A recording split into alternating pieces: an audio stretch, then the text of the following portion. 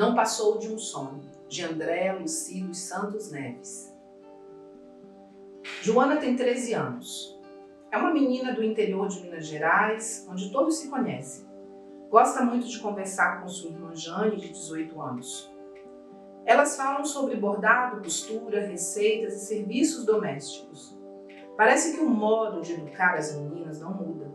Começam a aprender os serviços de casa muito cedo, passar, lavar, cozinhar. Como se toda mulher precisasse saber disso para esperar por um marido. Jane sempre observava sua mãe fazendo os serviços com muito capricho, tudo muito limpo. Muitas vezes deixava de sair e aproveitar a vida. Era escrava dos serviços domésticos. Jane gostava muito de ficar na varanda, vendo o movimento das pessoas passando na rua. Um dia, cumprimentou um rapaz que passava na rua. No outro dia, o Júlio veio conversar com ela e falou que a achou uma pessoa muito simpática. Júlio resolveu pedir Jane namoro e conversar com seus pais. Começaram a namorar em casa, era o costume da época, para a moça não ficar falada. Em menos de um ano de namoro, resolveram casar. Jane estava muito feliz com seu casamento, mas depois de 2 anos as coisas mudaram. Júlio começou a implicar com a arrumação da casa, com a forma de Jane se vestir, se tornou uma pessoa ciumenta e violenta. Estava sempre desconfiado, não deixava a esposa falar com sua família, perguntava com quem ela estava falando ao telefone, sempre que o telefone tocava. Um dia chegou do trabalho, ouviu Jane conversando e queria saber com quem ela estava falando. Ela tentou explicar.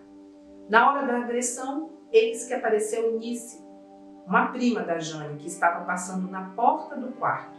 Flagrou a cena da agressão, mas resolveu não fazer nada e a agressão continuou.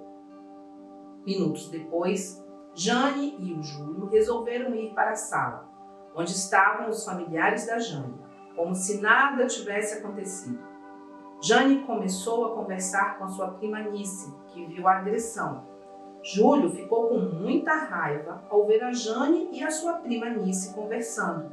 Quando Nice foi embora, Júlio falou que não gostou da visita da prima da esposa.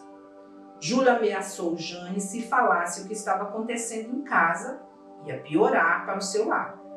Jane perguntou como Júlio podia falar assim com ela. Júlio falou que não estava aguentando mais trabalhar para sustentar a casa e suspeitava que estava sendo traído. Empurrou com força Jane, que caiu no chão. Uma vizinha da Jane viu a agressão, mas fingiu que não viu nada.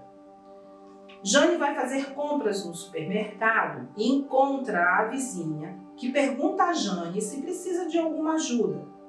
Jane diz que o marido estava passando por dificuldades de adaptação no trabalho, por isso estava agindo assim. A vizinha disse que viu tudo, mas não pôde fazer nada, porque é um assunto de casal, mas que Jane pode denunciar o marido à polícia. Jane sentia muito medo do marido. Júlio costumava seguir a esposa para saber se ela estava contando o que acontecia em casa. Notou que Jane estava conversando com a vizinha e perguntou o que ela estava reclamando com a vizinha. Nada demais, só estávamos conversando sobre os preços dos legumes. Júlio, desconfiado, disse que não parecia não e fez ameaças. Se eu descobrir que você falou para ela do que eu te fiz, já sabe o que vai te acontecer. Jane sabe que tem que tomar uma decisão, mas os sonhos de um casamento e filhos estão longe do que sonhou. Não tem um trabalho, a sua educação de boa esposa. Tudo está bem diferente do que esperava de um casamento. Olhou as marcas de agressão no seu corpo, resolveu que sairia de casa enquanto o seu marido dormia. Jane liga a TV, assiste às notícias do meio-dia e uma mulher foi estuprada. Jane desliga a TV e sai sem destino pelas ruas. Júlio está com insônia, toma um remédio para dormir. Ao amanhecer, o marido acorda e não encontra a esposa. Uma semana se passa e sua família não encontra Jane. Júlio recebe a visita da polícia.